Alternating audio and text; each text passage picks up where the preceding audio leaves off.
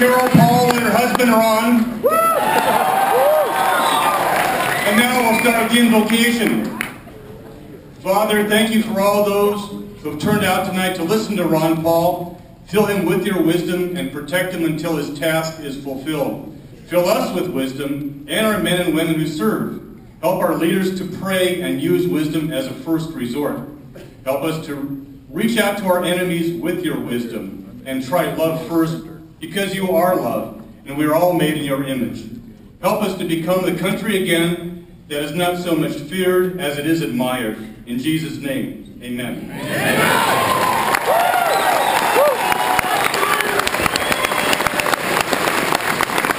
Now my dear friend of many battles and fellow Ron Paulian, John Christina, will lead the flag salute. Thank you. Would you please rise? I pledge allegiance to the flag of the United States of America and to the republic for which it stands, one nation under God, indivisible, with liberty and justice for all. And many of us 4 years ago knew that we couldn't do much about Iowa or New Hampshire, but we could do something about Spokane County. 4 years ago, we swept Spokane County. At the state convention, we had half the delegates. They were too powerful for us, so we agreed to endorse their delegates and their resolutions in exchange for allowing 3 of our people to go up to the microphone and present our resolutions. Then we had a walkout by the McCain faction, so we wouldn't have a quorum in this very room. McCain and his minions are gone, but we are back. 4 years later, stronger, wiser, and more dedicated. We can take Idaho, Washington, Montana. Just have to reach out and take it.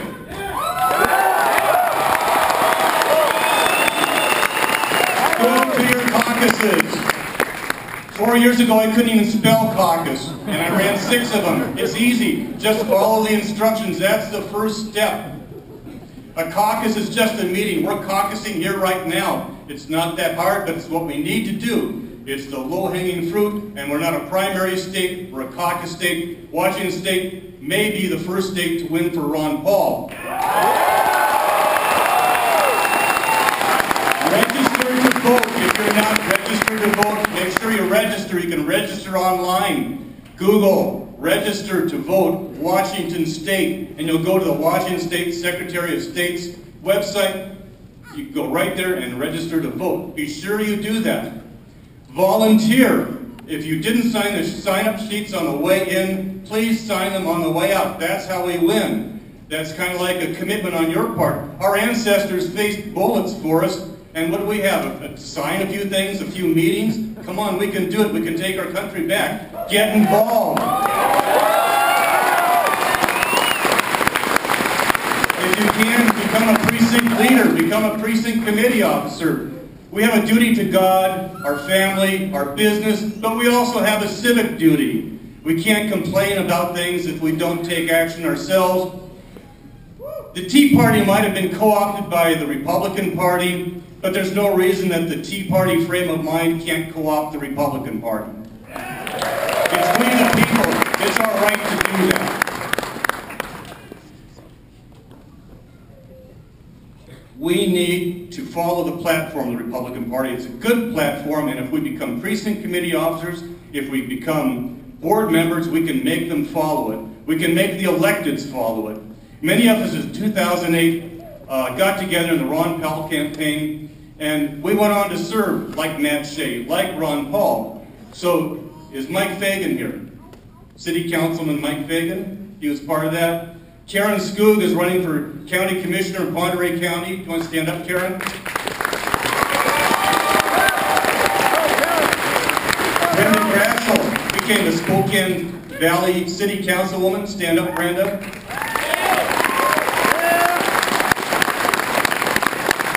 So get involved and stay involved. We worry about our children. We worry about our grandchildren. Even if you don't have children, you still have posterity. I think it's wrong for any generation to leave the next generation worse off than the one they were born into. The first step is the caucuses. Go to your caucus. Vote for the other Ron Paul delegates. Go to the strategy meetings. That's how we're going to take it back. Become a delegate to the county convention. At the county convention, vote for Ron Paul delegates to go to the state convention. At the state convention in Tacoma, vote for national delegates to go to Florida. And who knows, Ron Paul will be our nominee if we do that, our Republican nominee and the next President of the United States.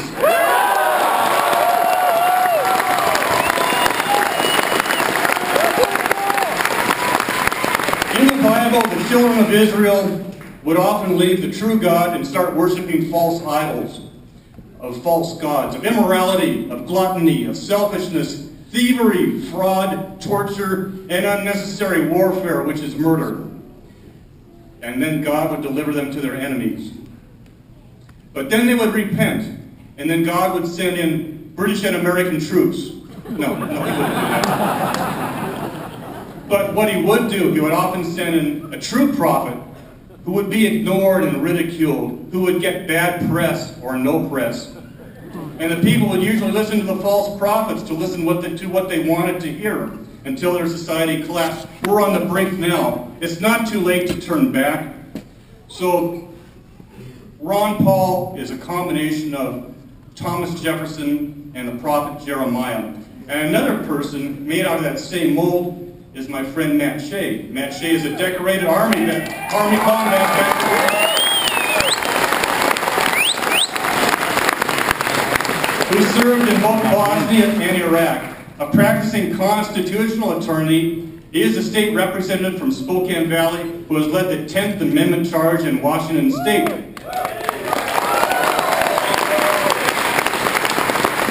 The author of the bill to nullify Obamacare in Washington and sponsor of the bill to nullify the indefinite detention provision of the National Defense Authorization Act.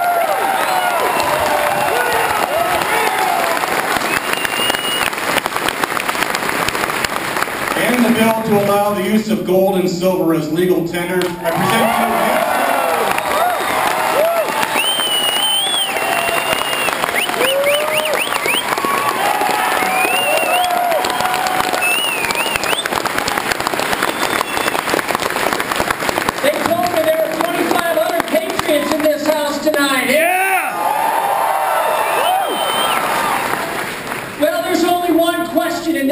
election, and that's whether the Republican nominee for president is going to do what they say they're going to do and uphold the Constitution of the United States. And there is only one candidate who has consistently upheld the Constitution for the last 24 years, who has a plan to cut spending, imagine that, by $1 trillion, who has received 6 times more donations from active duty military than any other candidate.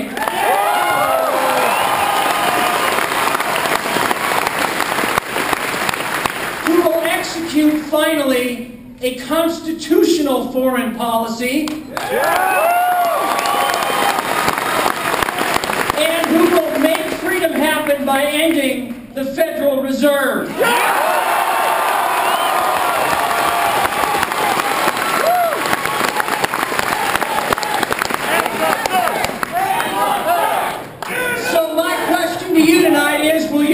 For freedom. Will you fight for the Constitution? Will you fight for the restoration of America? Then now, from the great state of Texas, the Thomas Jefferson of our time and the next President of the United States, Ron Paul!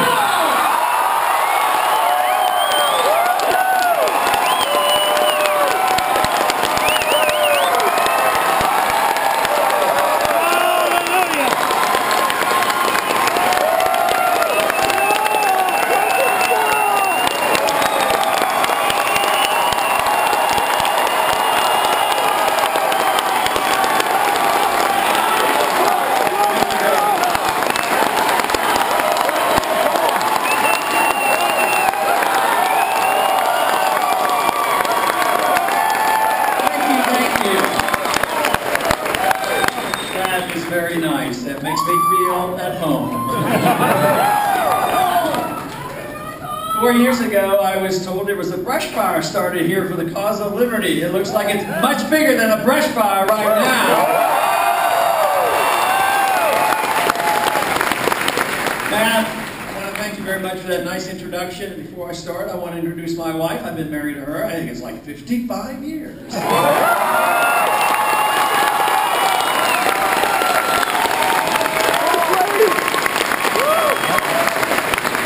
We have 18 grandchildren. One has accompanied us tonight, Linda.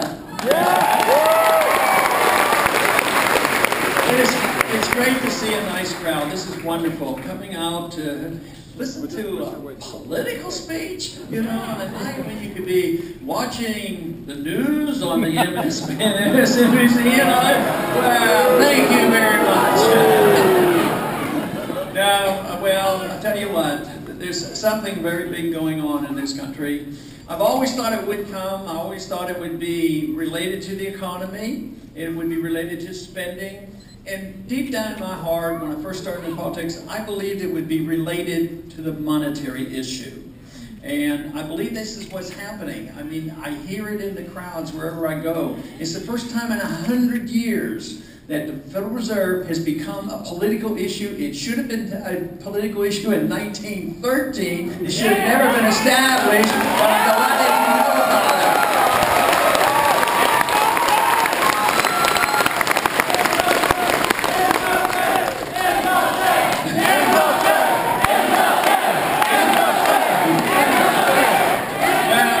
Well, that issue's been around a long time. It's a biblical issue. Remember reading in the Old Testament about honest weights and measures and the 10 Commandments about honesty and not lying? Well, this is what the monetary system is all about, is lying and cheating and false weights and measures. And this problem has been around for a long time, even in the Roman Empire and before. Debasement of the currency. The stronger the government, the more control they have over the money. And control over the money means they want to create the money. They don't want the marketplace to create it. They don't want the people to be in charge of it. The reason that the big government people detest gold is because they have power if they can create the money out of thin air. Then they get to distribute it to their friends, and who gets the disadvantages? The people get the disadvantages. And when you destroy a currency, you destroy the middle class. That's what's happening in this country. That's why we have to address the subject of honest money.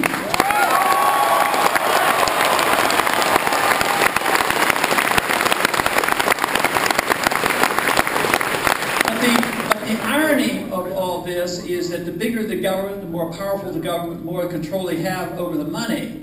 But the irony is, it's what brings the governments down. The governments that do this, they think they're too big, they can extend themselves around the world, and just look at what we're doing today. We have an empire around the world. We're in 130 countries, we have 900 bases, and they're not hesitating one bit to go look for more trouble to get into. Right now they're thinking we don't have enough wars going on, so we're very much involved in the civil strife and the civil war going on in Syria.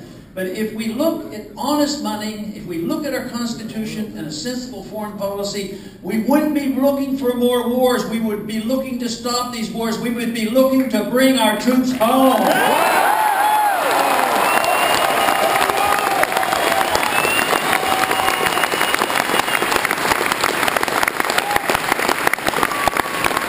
Always found it interesting in the debates. A lot of times they'll announce that we'll have a debate, and they say, tonight we're going to talk about economics, and then they come up with economic issues, and the next time, or next week we'll have a debate on foreign policy. But you can't separate the two. If you're involved in foreign policy and you're running up this debt, you're putting on sanctions and interfering with trade, and you have all these imbalances going on, and you spend this money and run up the debt, and you print more money, that is economics. That is an economic problem, so you can't separate the two. And this is where we are today. We have bankrupted ourselves. And ironically, if you read and study exactly what those leaders of Al-Qaeda, including bin Laden, said, he was anxious to do was get us drawn into fighting wars and occupying Muslim countries in order to bankrupt us as a nation and to divide us as a nation. And just look at how we've fallen into the trap. And it just seems like there isn't a country that we can't go into. Now we have declared war on against the world. Any place we suspect that anybody could exist that dislikes us, that we have to drop drone missiles on them and start killing people. And that is not what the founders taught. That is not what the Constitution says. That is not what was advised. The advice of the founders was that we try our best to talk to people. We try our best to trade with people. We try our best to be friends with people. If we need to fight with people, if we are attacked, there's a provision in the Constitution for that. The states weren't to take that subject and that responsibility upon themselves. It was to be the responsibility of the people to make the decision between the voting members of the Congress. If we have a true enemy, as we did in World War II, you declare the war and you win the war and you come home.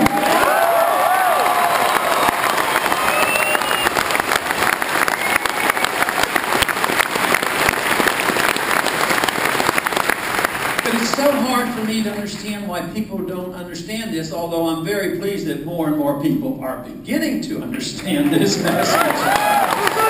But in World War II, we were attacked by the Japanese, and the Germans declared war against us in less than 4 years. That whole war was won. And here we've been in Afghanistan for 11 years. And now that the information is coming out from the military, people willing to speak out, that we're not doing so well over there. And just think of the cost to us, the cost in lives. If you add up all the people that have died in the Mideastern wars in the last 10 years, and the contractors, we've lost 8,500 Americans. But we've had 44,000 Americans come home. Americans come home with severe injuries and amputations and blindness, brain injuries. And also, we have hundreds of thousands now begging and pleading for help. We have an epidemic of suicide in our military personnel coming home. And that is all a cost. And to think that this was done in an unconstitutional manner, we cannot put our head in the sand and pretend that these wars are being fought to preserve liberty and preserve our Constitution.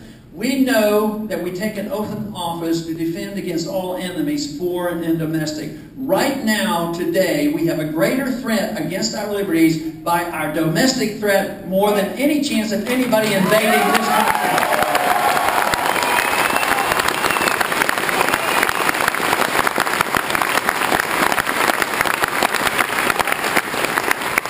We were blessed to live in a great country, the richest country ever, the largest middle class ever, but it's not that way today. If we are honest with ourselves, we will say the middle class is shrinking, the country is poorer, the very productive jobs have gone overseas. We have a currency, although it is still being trusted by many in the world and accepting the dollar as a currency. We all know that the credit of this country has been downgraded, will be downgraded soon, and ultimately the market will do the downgrading because eventually people will demand more dollars.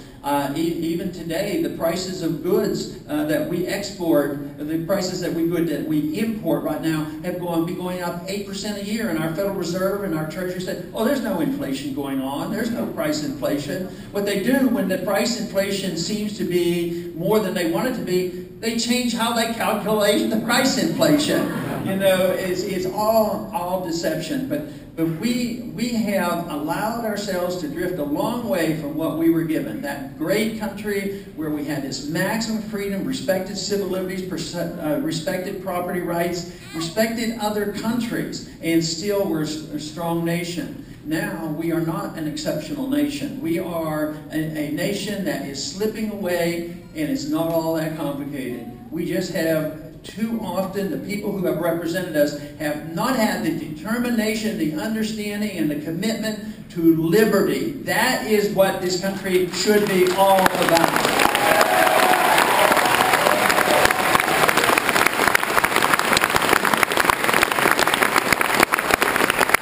We must understand understand a little bit more about liberty. We understand it generally, but we have to know where it comes from. It doesn't come from our government. It doesn't come from our neighbors. It doesn't come from anybody else. We don't give it to ourselves, but it is a gift. It's a gift from our Creator. We get our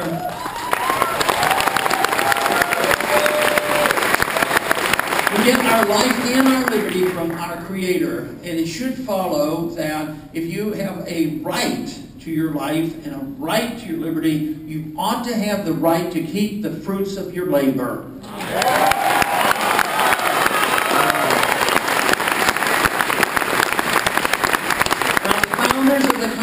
The founders of the country and the writers of the Constitution understood this because they didn't give us the income tax. That came later on. But if you have a right to keep the fruits of your labor, you will not have an income tax. When the Republic returns to us, you will not have an income tax on the people. You also will not have a central bank that's debasing your currency and destroying the value of the money. They will be gone.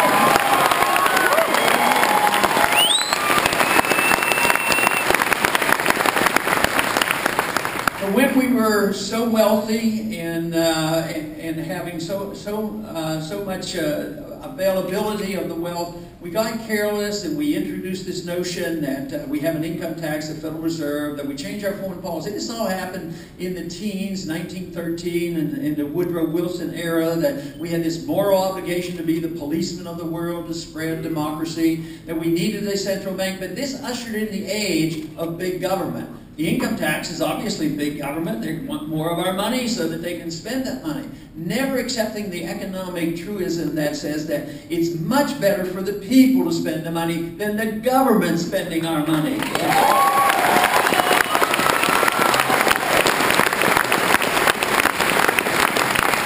But instead, the people went along with it, and it seemed like it didn't hurt us too much because the wealth kept pouring in, you know, and we stayed to a wealthy nation. We had so much wealth to consume. And then we even tolerated the inflation. The valuation of the currency since 1913 has been 98%. They've distorted it gradually. But the end stages of the currency is like going off a cliff.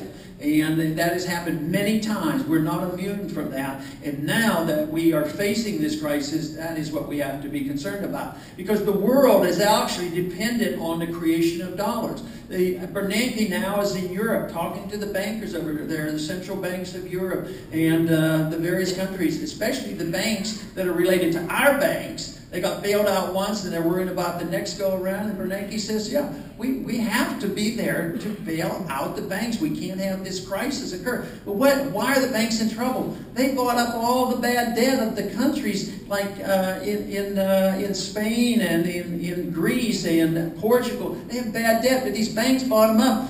So we got, just 4 years ago, when our banks went bankrupt, we ended up holding the debt. Now they're preparing for us to assume the debt of these foreign countries as well. We can't afford that. It won't last. It'll come to an end before that. But we have to change this whole idea that America can continue to suffer because our middle class is shrinking. And every time they do this to it, our middle class shrinks and gets poorer, and the standard of living is going down. Actually, I believe that we can show statistics to show that this crisis actually started in the year 2000. There's been no real new jobs in the past 10 years. The standard of living has not gone up. Real wages for the working class have not gone up. The people on fixed incomes has not gone up. If you're on Social Security and a fixed income, your standard of living has gone down, and yet they say, don't worry about it, there's no inflation. There's plenty of inflation. And this is the reason that people are more concerned. I think although conditions were worse at different times in our history, say World War II or the Great Depression, things were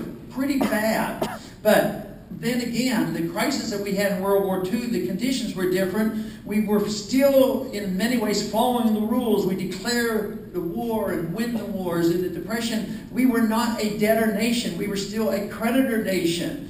But today we are a debtor nation. We are the biggest debtor nation that ever existed in the history of the world. And we owe countries like the Chinese $1 trillion.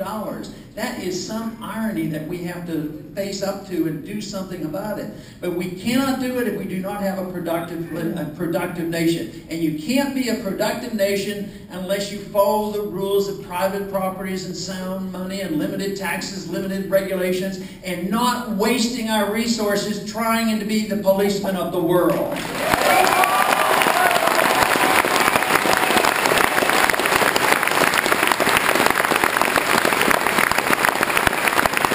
In these last 10 years, we added $4 trillion worth of debt just for the wars that have gone on. But the entitlement system is a problem too.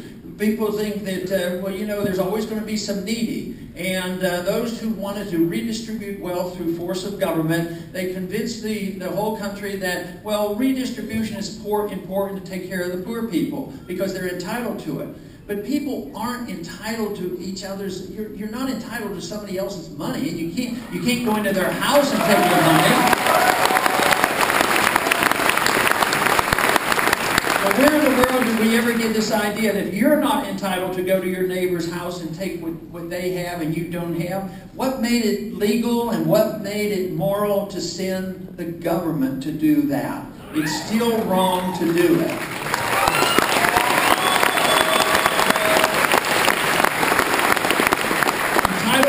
Entitlements are not rights. If that is the case, I mean, then we can't solve any problem. But it was always designed to help the poor people. But I think that was a facade. I think it was always an intent, you're pretending. But I think the poor end up not getting any real benefits, but they end up with the crumbs. And I think the housing bubble is the perfect example. Yes, people are qualified. Everybody should be able to get free education, free medical care, free housing, and they'll be taken care of. So they set up this program, print a lot of money, let people buy a house. The price of houses will go up. We'll borrow some more money, spend more money, be a consumer, never thinking about savings and production and building industries. And what happened? Who made a lot of money during this time? It was Fannie Mae and Freddie Mac and Wall Street, the banks that were involved in the derivatives markets.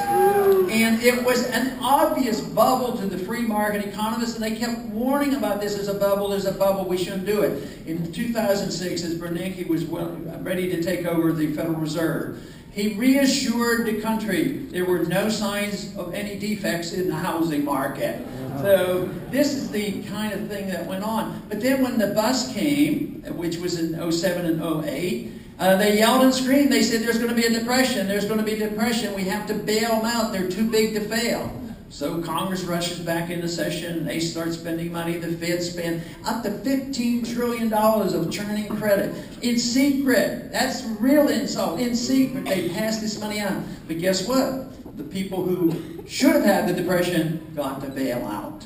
And guess what happened? The American people, the middle class, ended up owning this debt. And that is why somebody has to pay the bills. Right now, it's the shrinking middle class of America that is paying these bills. So this has to be reversed. We have to concentrate and understand monetary policy, but we have to understand the basic principles of individual liberty. We have to understand the basics of private property rights and how contracts are important. But we also have to work that into a much better understanding about what foreign policy should all be. And that is nothing new. I'm not inventing that. Those aren't my ideas. They've been around. They were developed by the founders. They put it into the Constitution. It was we, the people, who drifted away from it. But right now, when I am recognizing that we, the people, are way ahead of the people in Washington, and we're demanding a change and a return to our constitutional principles.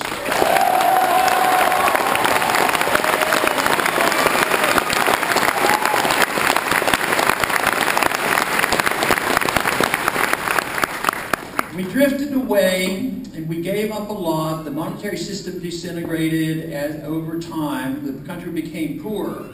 But what happened, though, what really brought this to the attention of the American people, what happened 4 or 5 years ago, 07 and 08. During that time, with this collapse of the economy, even though some would argue, well, we're pulling it together, about to have economic growth, I think most Americans, most people in the world realize now how serious it is. And they're saying, well, maybe what we have been doing for 70, 80, 90 years, or even 100 years on foreign policy, domestic policy, monetary policy, maybe it isn't working. No, it isn't working. It's a total failure because we have left our roots. And therefore, people are saying we have to reassess ourselves. And that is what I think America is doing right now.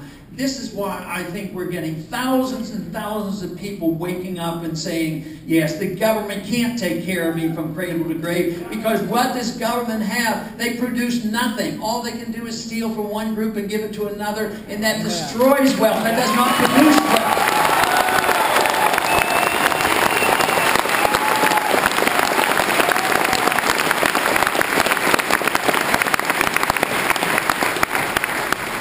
So the opportunity has presented itself, and the numbers are growing, and we have sort of different groups coming together.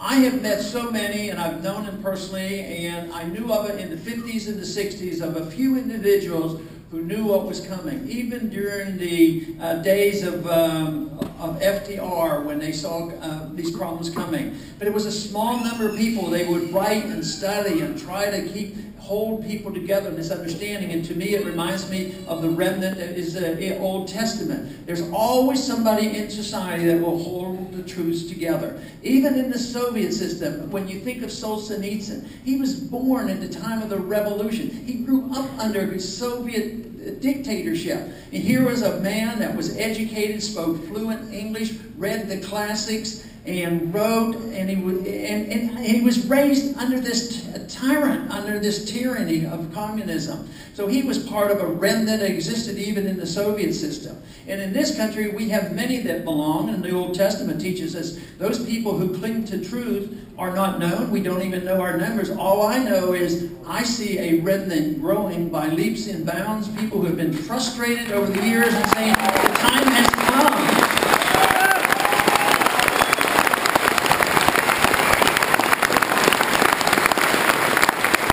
And it was once said that when the time has come, an idea whose time has come, even the armies of big governments cannot stop an idea whose time has come.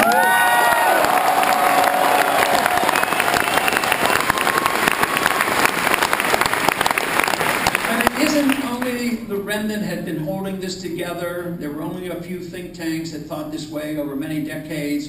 But there are many now. There are many professors now teaching this. There's a growing interest. But the exciting part for me is a whole generation of young people now are studying, and they're excited about what true liberty is all about.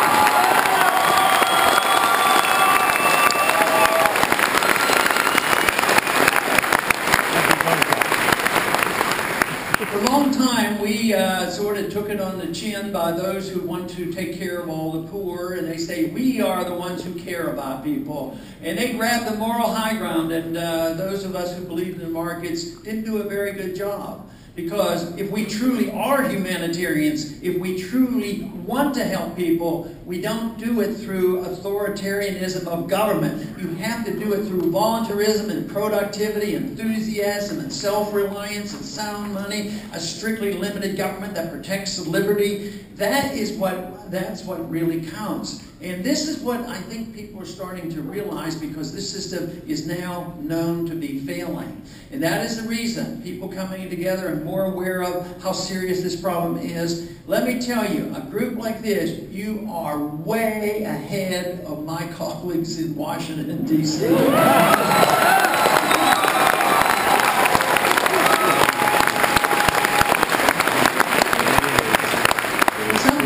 Frustrated because they say, well, yes, we're a number, our numbers are growing, I'm doing well in the campaign, but we don't have 51% of the country. I mean, they do a poll, does 51% of the country now endorse what we say and do and want to believe in? No, but what is taught about ideas, how they have consequences, the 51% are usually just followers. They come along. 51% are usually ones that will call you because they know you're interested in politics. But most people go to the polls the day or two before and they wonder what's going on at the last minute. So it is you the people who care and understand that we're in that minority. It is an irate, tireless minority that Samuel Adams used to talk about. He would say that is the group that has to drive it. And then people in special places, people who are in that group can lead others. And this is where our numbers are growing by leaps and bounds. And the failure of the system, plus this enthusiasm for something that made America great, and they can see this. And it's not like we have to invent anything new. We can improve upon it.